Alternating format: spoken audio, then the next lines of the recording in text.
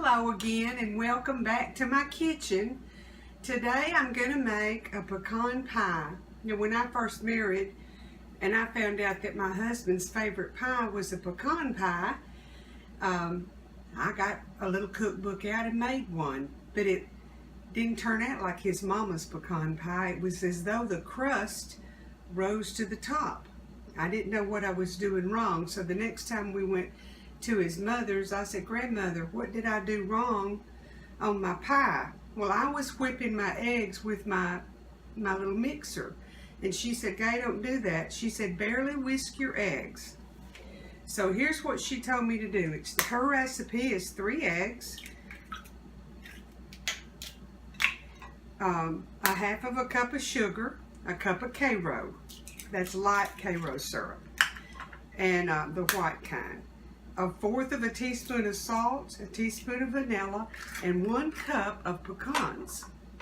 So I watched her make it, and her method is easy and her method works. You bake it 50 minutes at 325, and most of the time it's just perfect. Now you see, I'm barely whisking these eggs, barely mixing them. They're just mixed enough. Let me see if I can find where the camera's in.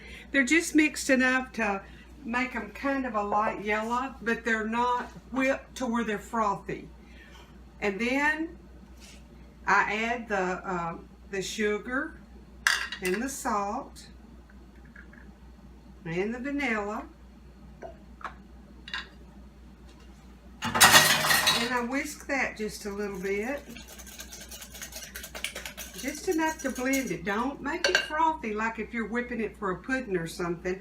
Then I'm going to put in my 1 cup of Karo syrup, or I guess I could be real proper and just call it light corn syrup. Kind of like calling soda water Coke. It's just like that's the generic name. Okay, I'm just blending it enough that it's just light brown. That's all. So I need 1 cup of pecans. So I'm going to use my Tupperware chopper again.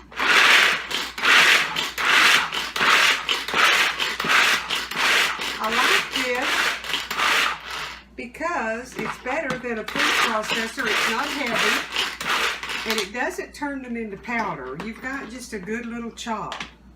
So I had put 1 cup of pecans into this. It's called the Master Grate system. And I've got a cup of pecans, and I'm just going to put them chopped right in there. Now you can toast your pecans or not. I don't ever toast mine for the pie.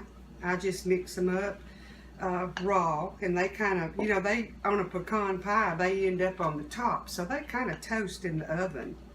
Now when you're making a pie that you pour your filling in like this, you don't prick the bottom of the crust, because this is going to hold it down. If you prick the bottom of the crust, anytime you're using a raw pie crust, your filling's going to seep through those holes and in the bottom of the pan. So never prick the bottom of the crust when you're doing a raw crust pie. Now if you were going to cook this to make a chocolate or coconut or lemon pie, you would prick the edges and pre-bake it. And pricking it keeps it from having those bubbled up places that messes it up. So I'm going to put my mixture in here.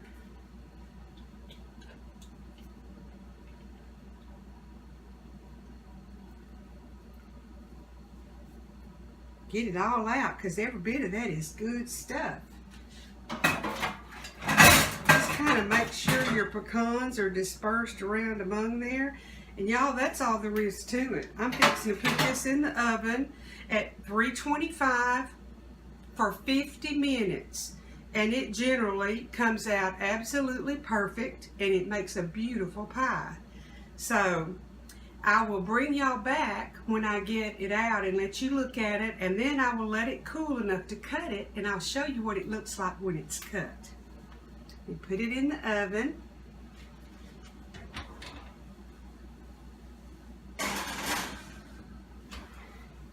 And set my timer for 50 minutes.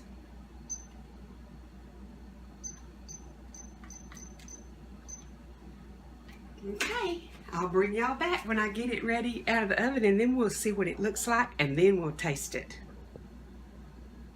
Okay, I've just took the pie out of the oven and put it on here to cool.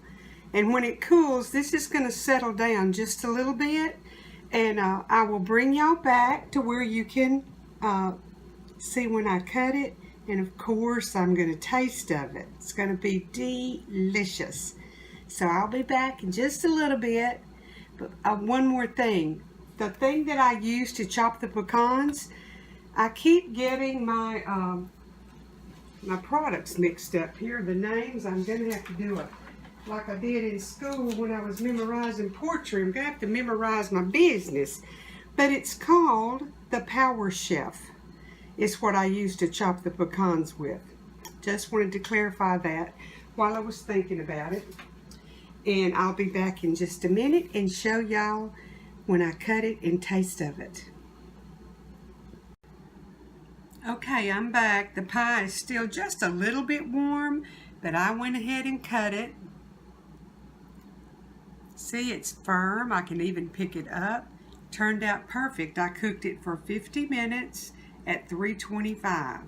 Now, I'm going to take a taste test here. Tell y'all what it's like.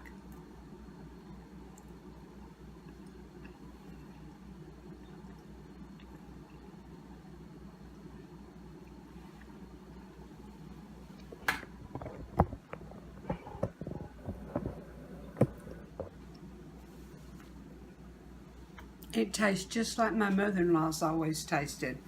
And what I love about this recipe is it's never runny. It always turns out perfect where you can cut it, take a piece out like that. There's the whole pie with the piece missing. It's a wonderful recipe. Let me know if you make it and how you like it. And y'all stay tuned because I've got some more good stuff coming up. Please hit the subscribe button.